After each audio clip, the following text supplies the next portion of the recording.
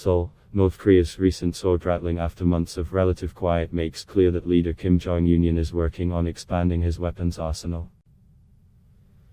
Nuclear-capable missiles hidden in trains that can be launched anywhere along a railway. A new cruise missile resembling the US Tomahawk that can be potentially topped with atomic warheads. The apparent resumption of making fuel for potential nuclear bombs.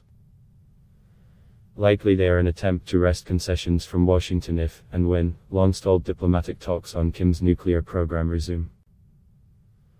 Part of the message is aimed domestically, however, to reinforce internal unity as North Koreans cope with deeper hardship in a never-healthy economy that's been battered by the coronavirus pandemic.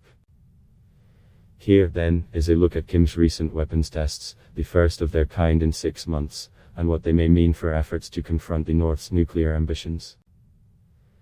The new weapons. North Korea called its first train-launched ballistic missile test successful, saying the two weapons launched Wednesday struck a target in the sea 800 kilometers, 500 miles away.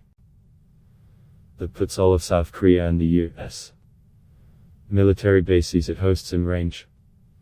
Experts say the missiles are nuclear capable. Firing from trains also adds another platform for missile launches, in addition to mobile trucks, ground pads and a submarine method still being tested.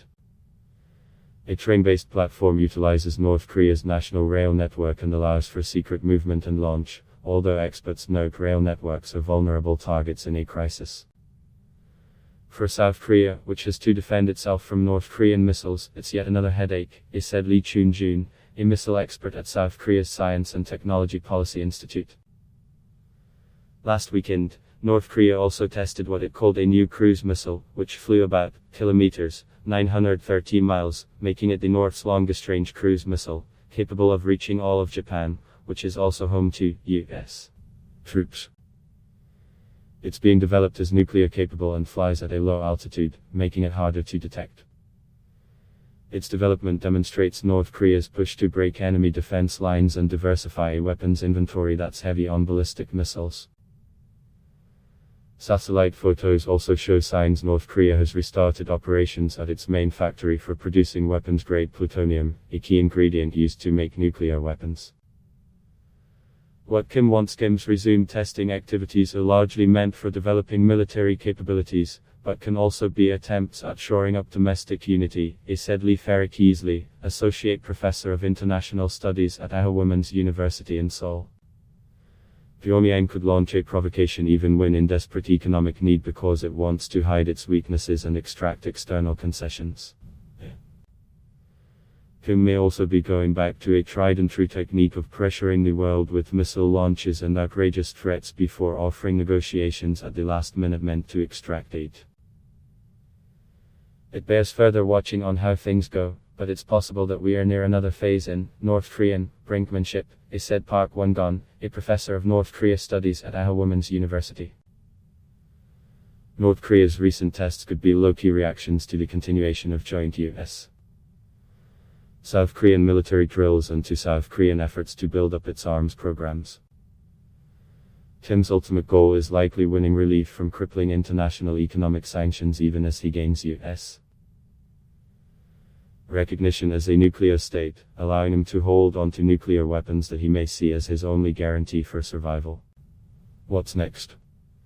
North Korea may keep ramping up its pressure campaign, at least until China starts pushing for a calm ahead of the Beijing Olympics early next year. But it still could hold back on tests of more provocative weapons as it looks for less coercive diplomacy. The North will have until around November to advance its weapons development with testing, Park, the analyst said. After that, it risks hurting relations with China.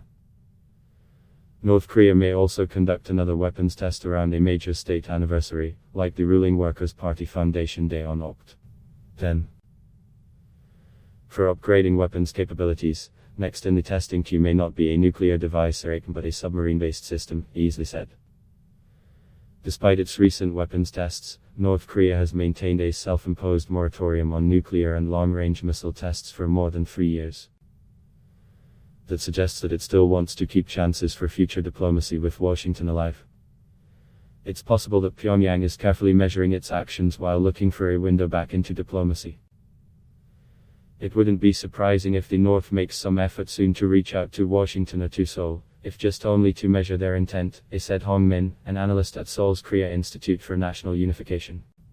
I block test why.